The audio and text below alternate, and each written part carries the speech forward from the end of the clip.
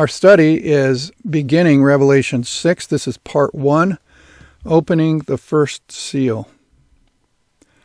Our verse is Revelation 6, 1 and 2, which reads, "And I saw when the Lamb opened one of these seals," you will recall we have studied about in chapter 5 that John was being shown these things, and he wanted to know why there wasn't anybody capable and qualified to open the seals, and it became obvious that Jesus was the only one that could. So it continues and starts opening the seals.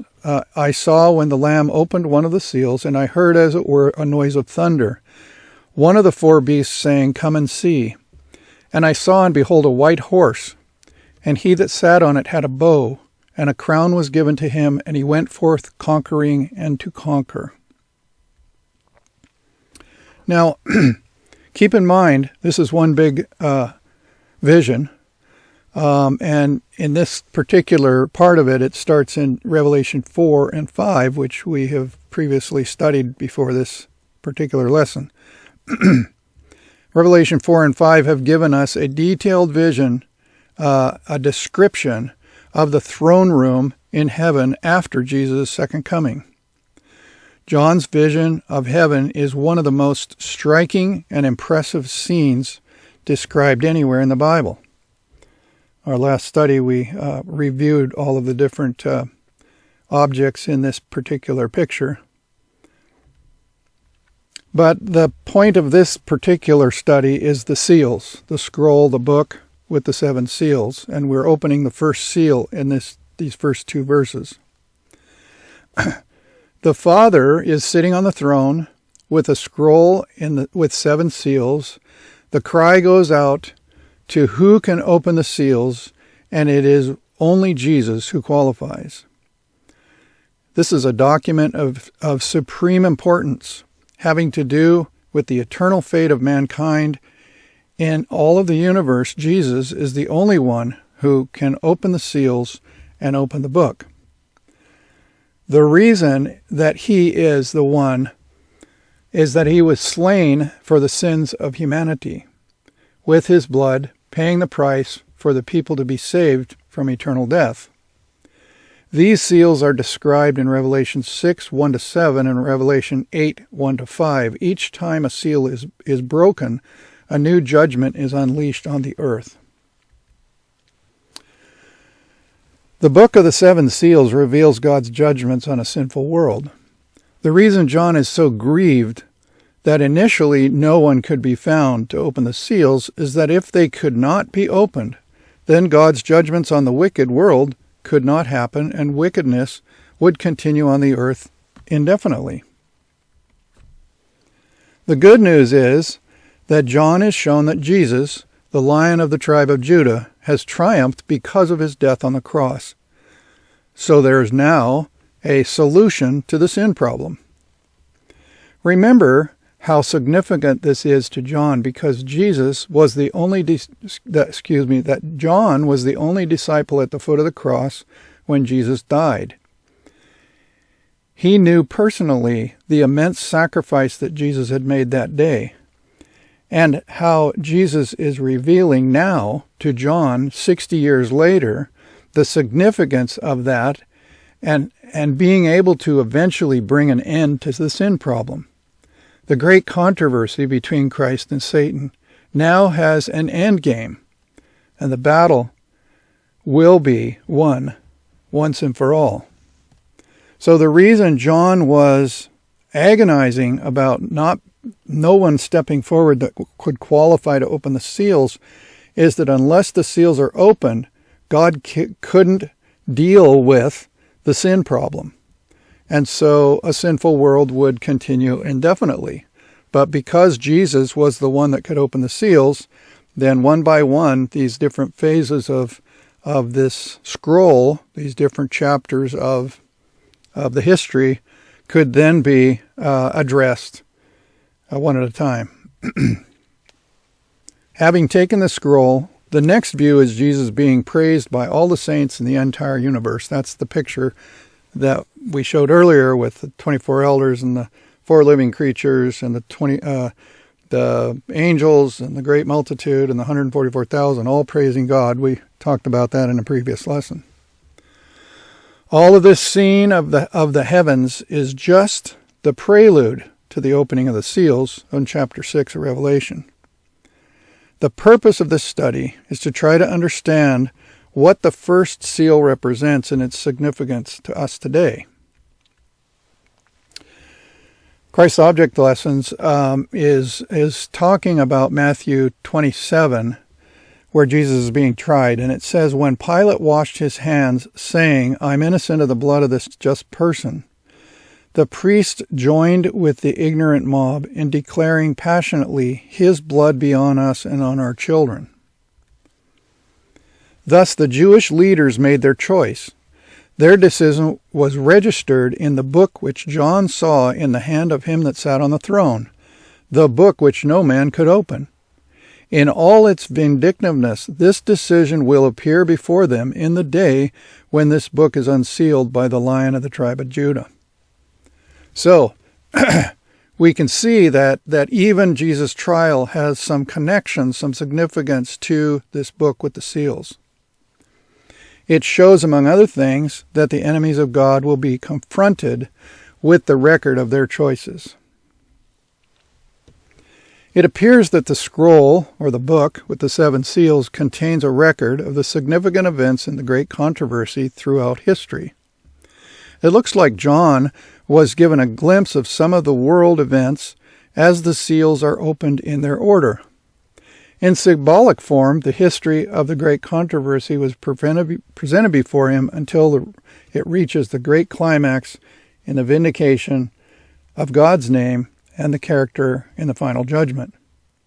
The fact that Jesus, quoting Revelation 5:5, prevailed to open the book means that he is the conqueror in the final great controversy.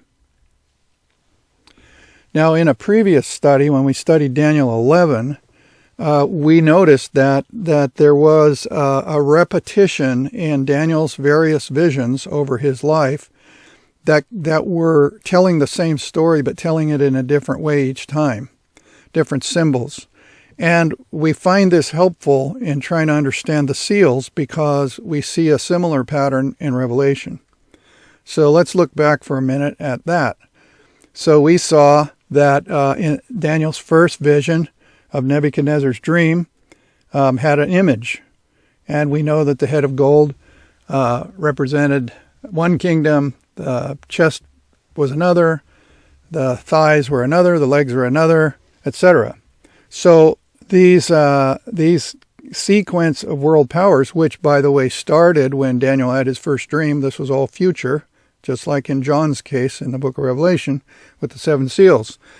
So this vision, God was trying to explain to mankind about this sequence of history of the world as it affected the Israelites down through history. Then, so we see it was Babylon, Medo-Persia, Greece, Rome, the divided kingdoms, and so forth. Then, in chapter 7, we had the same history, but it was now a lion, a bear, etc. So you can see that this progression through the book of Revelation, each time God gave information about this sequence of kingdoms, he used different symbolism, and that happened in chapter 8 as well. And the reason that Rome wasn't included is by the time he got to that vision, Rome was past history. Or I shouldn't say Rome, Babylon. So here it is, all of the different visions in the book of Daniel that are related to this sequence of these powers: Babylon, Medo-Persia, Greece, Rome, pagan Rome, and finally Christ's second coming and taking the kingdom himself. So you can see the pattern here, that in the book of Revelation, God revealed the same story over and over, but he used different symbolisms to represent them. Now, we find the same thing in the book of Revelation, because the first 3 chapters of the book of Revelation are talking about the messages to the 7 churches. And those churches we know are Ephesus, Smyrna, Pergamos, Thyatira, Sardis, Philadelphia, and Laodicea. And we know that these were literal physical churches that had been started during the early phases of the Christian church, and that when John got this vision, he was on the Isle of Patmos, which you can see in the lower middle portion of this picture with the black dot. So that's where he was in prison, and when he wrote these letters that were given to him by God, the messages to these 7 churches, you will notice that the order of these 7 churches is the order in which the courier that would have taken the messages would have handed them out as he went. So, John was confined to the island, but he had people that could visit him, and he would write these letters and send them, and the courier would then travel through all this countryside, passing out the letters, and they're in the same order in which the vision had them. So as this courier was traveling to these different churches, they were in the same sequence, the same order.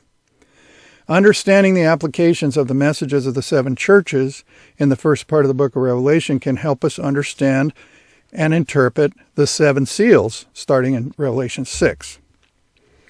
So we have friends that have been to the Isle of Patmos and been in what is believed to be John's prison area.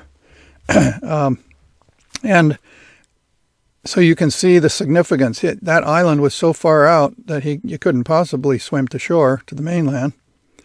So these order of these messages match the timing when each church would get the message as the courier made his way traveling around to deliver these messages. We also understand from our reading about the 7 churches that the messages to the 7 churches have double applications. The first one is literal, where the courier took the messages to the literal churches at the time of John.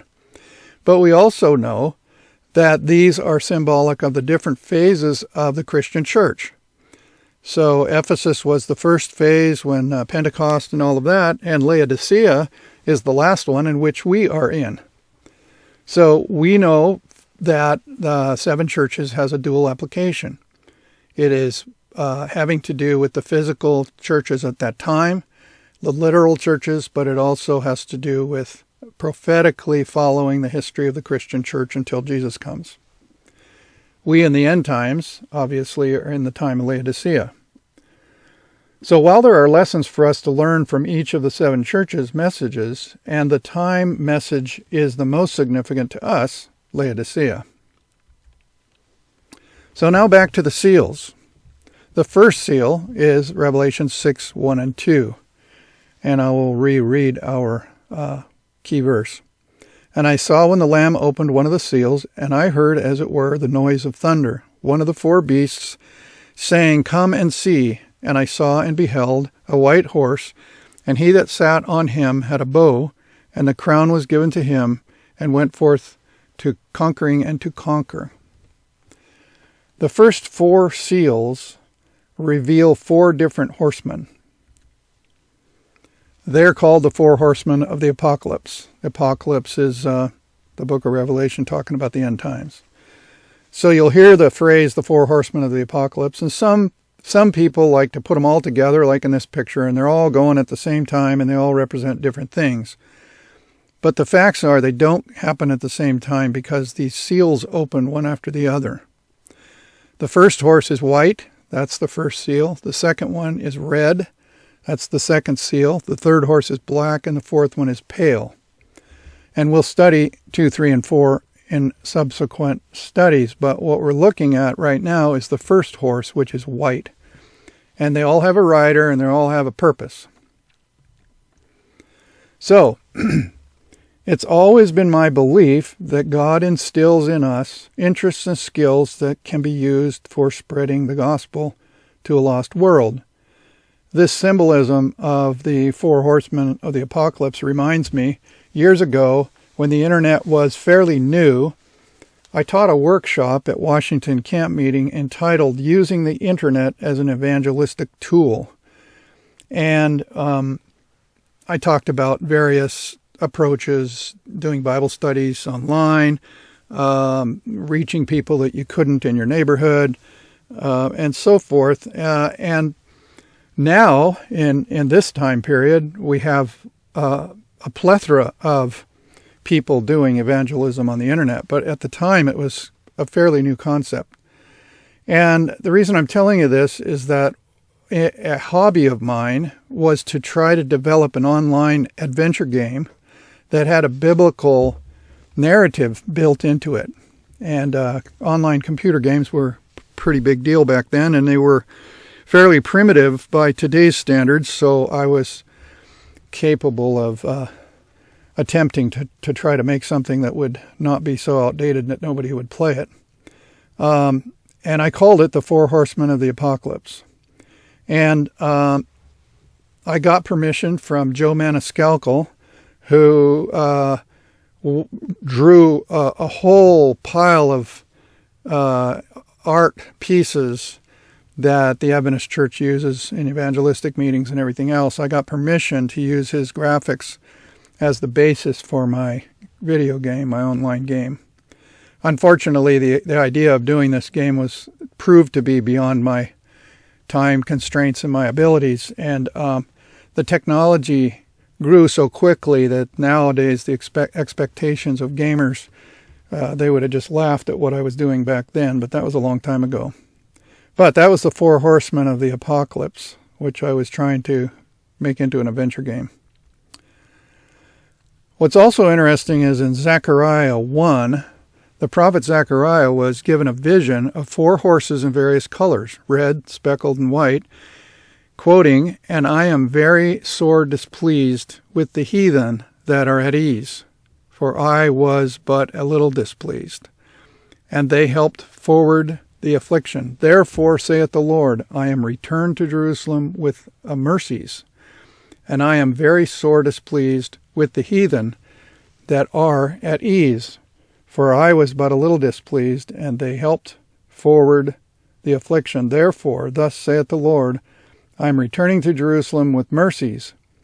So God is displeased with the acts of the wicked and shows mercy on God's people. Zechariah 6, "And I turned and lifted mine eyes and looked, and behold, there were 4 chariots out of from between 2 mountains, and the mountains were mountains of brass.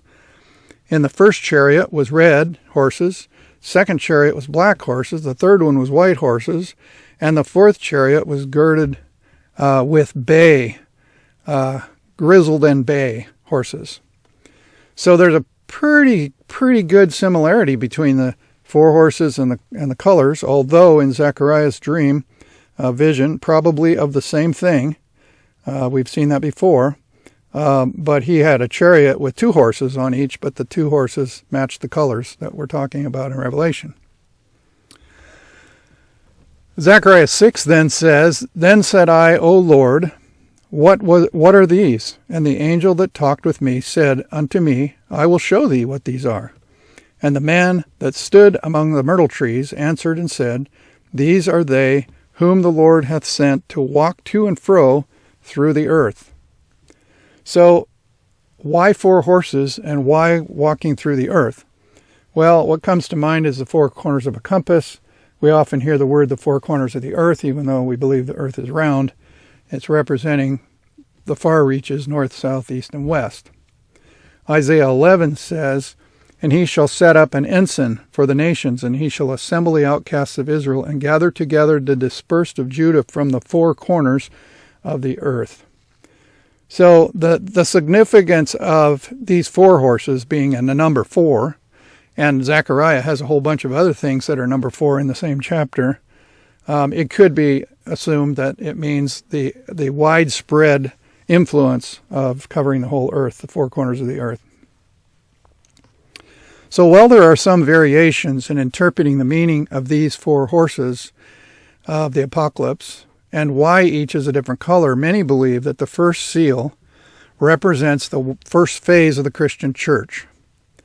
This period is known as the apostolic period because it was during the time of the apostles, when the gospel spread to the four corners of the then known world. The white horse of the first seal of Revelation represents the early church from 31 AD to 100 AD. This corresponds with the first of the seven churches in Revelation 2 and 3. The Church of Ephesus represents the first period of the Christian church, which is the same time period as the first seal. So it started with the early Christian church leaders who were the apostles. Now, I used to be confused about what the difference was between a disciple and an apostle, because there were 12 disciples and 12 apostles. The disciples were the 12 companions of Jesus during his ministry. When he went to heaven, he commissioned his followers to evangelize the world. The book of Acts explains that the suicide of Judas left only 11 disciples, that another of the followers of Jesus was designated to be his replacement.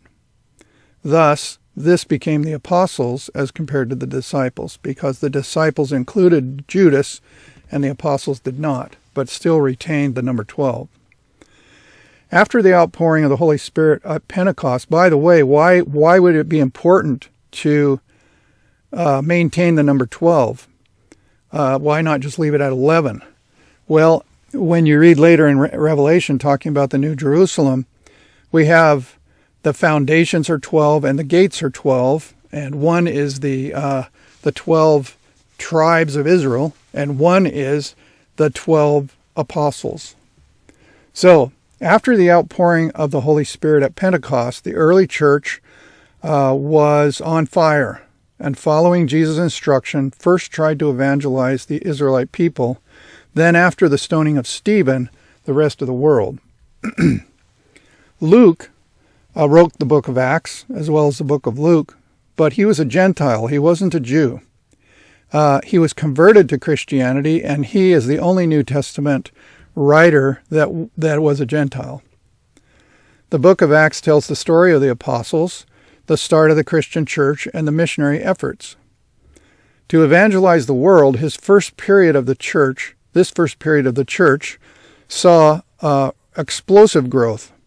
In spite of intense persecution and prejudice, the growth likely has not been rivaled in the latter periods of the Christian church history.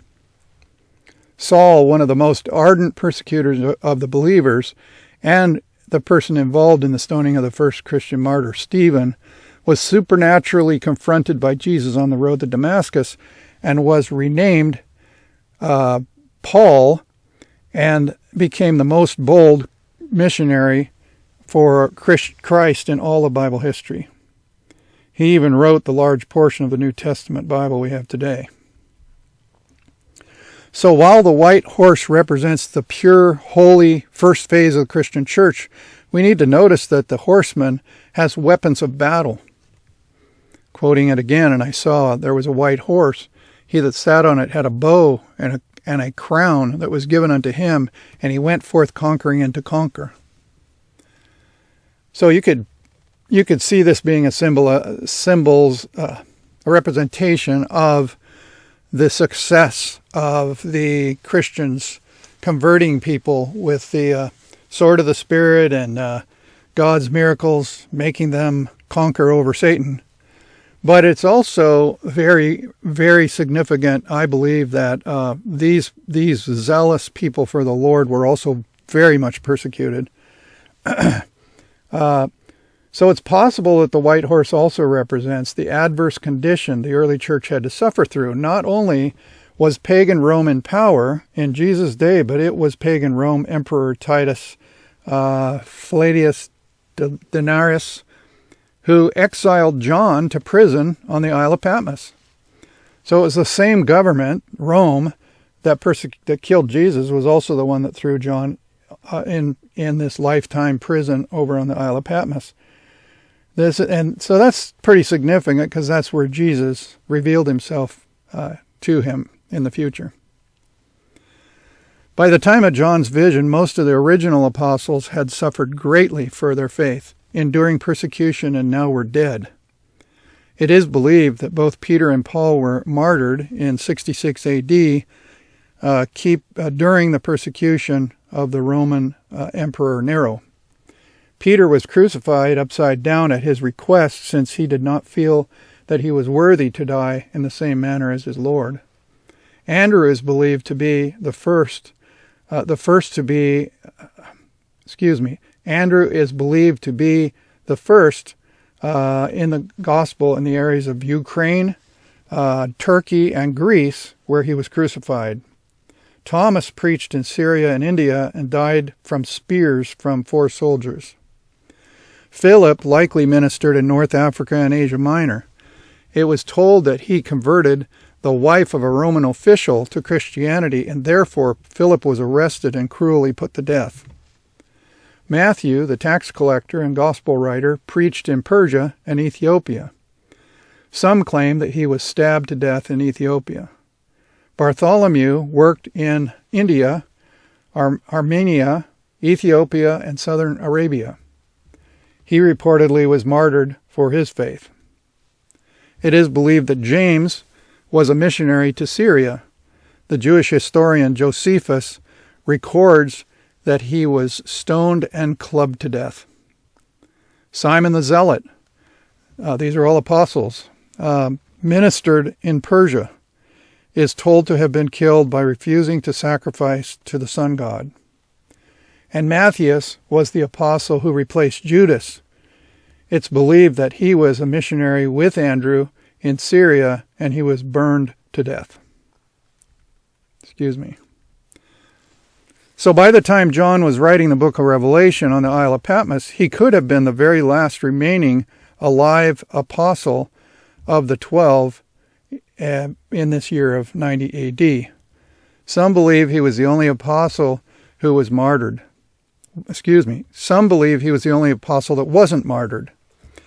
Even though Patmos was intended for people to go to prison there and just leave them until they die, it is reported that John escaped and later even survived an attempt to kill him by placing him in a pot of boiling oil in Rome.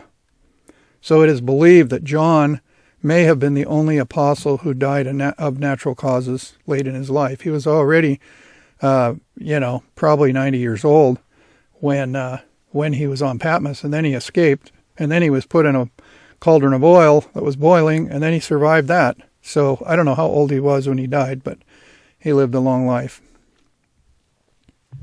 Acts 12:24. The word of God grew and multiplied. On one hand, this was a sad chapter in the Christian church, in that there were great persecution of the early Christians from Rome, as well as pushback from the Jewish Christian church leaders. But on the other hand, it was a victorious period when the gospel spread like wildfire from a small band of apostles to a mighty and even ever-expanding multitude of converts. Acts 17, the whole book of Acts is telling the story, but Acts 17, 1-7 says, "But the Jews which believed not, moved with envy, took with them certain lewd fellows of a baser sort." So here's these Jews that don't like the Christians, and so they hire these thugs to help them, and they gathered a company and set all the city on an uproar. So they went around and got everybody all riled up and assaulted the house of Jason and sought to bring them out to the people. And when they found them not, they drew Jason and certain brethren unto the rulers of the city. So apparently Jason was hiding the apostles, the Christian believers, and this mob was going to go get them, and they weren't there. And so they hauled Jason and certain brethren unto the rulers of the city, crying, "These that have turned the world upside down are come hither, whom Jason hath received, and these all do contrary to the decrees of Caesar, saying there is none other king, one Jesus." So the Christians were saying, we don't have any king but Jesus, and it was making everybody else mad, and Jason was hiding them, and when they came to get him, they couldn't find them. But notice the wording. "These that have turned the world upside down have come thither." Though the early Christian church suffered, the people suffered greatly for their faith, they did turn the world upside down in spreading the gospel. As a result, it could be seen that Jesus opened this first seal, that, as the Bible symbolically describes it, the body of the martyred saints cried out for God to vindicate his name, and the death of those early Christian missionaries who freely gave up their lives in order to spread the good news to all the world. So, the 7 seals are these different periods of time through history, starting at Pentecost, after Jesus went back to heaven, and it is showing how God has worked mightily through his people, even during difficult times, and how the wicked and Satan and his minions are after God's people, and that God is going to vindicate his name and make up for the deaths of the martyrs ultimately. The first seal opened revealed a horseman with a white horse with implements of battle of victory. So while the early church expanded quickly, there was great persecution in spite of the victory, but it resulted in spreading the gospel to the then known world. The stage is now set for God to attempt to get the attention of a lost world through a series of historical events in an effort for heaven to wake up his people and to offer the gift of salvation to humanity. The great controversy is playing out. Satan attacked God in heaven. Satan attacked Adam and Eve in the garden. Satan attacked Jesus throughout his life and ultimately at the cross. Revelation 12:10-12 says, "And I heard a loud voice saying in heaven, Now has come salvation and strength in the kingdom of our God and the power of his Christ. For the accuser of the brethren, Satan, is cast down, which accused them before God day and night. And they overcame him by the blood of the Lamb." Let's put some context in here. Jesus has now died, and because he died, the accuser of the brethren is cast down, because the devil has accused the brethren before God day and night. Now, I have been taught and believe that there was war in heaven before earth was even created, and Satan and his angels were cast down at that time. But this is talking about the significance of Jesus dying on the cross. You will recall in the book of Job that that Satan went to the heavenly courts and he said, "Hey, what about?" Jesus said, "What are you doing here?" And he says, "Well, I'm just from walking around on the earth." And he says, "Well, what do you want?" And he says, "Well, you're showing favoritism to Job, and if you take away his perks, he'll curse you to your face." So see, Satan is the accuser of the brethren, even after the Garden of Eden. So it wasn't until Jesus actually died on the cross and went back to heaven and changed his role in what he's doing that it could be finally said that Satan and his angels are cast down to the earth. I believe that he no longer has the option to go to heaven and argue about people like Job. So, again, and they overcame him by the blood of the Lamb. For the accuser of the brethren is cast down, who accused them day and night. They overcame him by the blood of the Lamb and by the word of the testimony, and they loved their lives not unto death. Therefore rejoice, ye heavens, and ye that dwell in him. Woe to the inhabitants of the earth and the sea, for the devil is come down unto you, having great wrath, because he knoweth his time is but a short time. The significance here is, once Jesus paid the price and Satan was finally confined to the earth, he knew he had lost the battle, because he tried to prevent Jesus from going through with this. He tried at the temptations in the wilderness. He tried at Gethsemane. He tried at the cross. But Jesus prevailed, and he became the sacrifice and rose from the dead and went back to heaven, victorious. So now Satan knows his time is short. Now that Jesus has been victorious in the price and has gone back to heaven, Satan is poised to intensify his attacks on this as his last push on the earth and the people of God in the last days, because he knows his time is short. So we can expect to see the attack on God's people by the devil to increase more and more and more up until Jesus comes. Christ as worthy to open the sealed scroll, because through his victorious life and death, he regained that which was lost through Adam.